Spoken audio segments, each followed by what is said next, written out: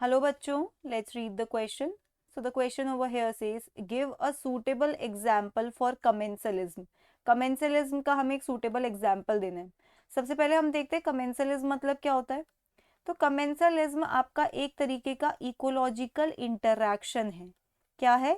Ecological interaction. किन के बीच में? दो species के बीच में. It's an ecological interaction between two species.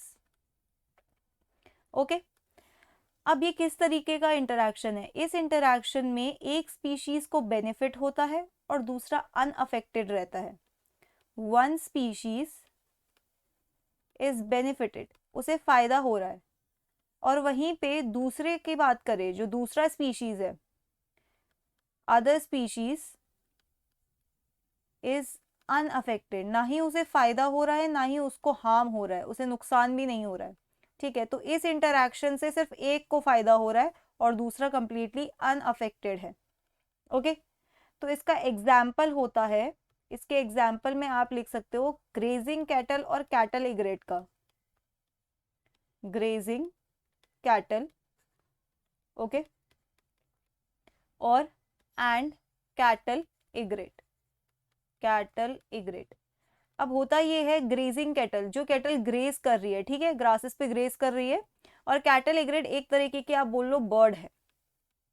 ठीक है, ये क्या करती है? हमेशा इस ग्रेजिंग कैटल के साथ रहती है, इसके साथ रहती है. और इसके साथ रहने से होता क्या है?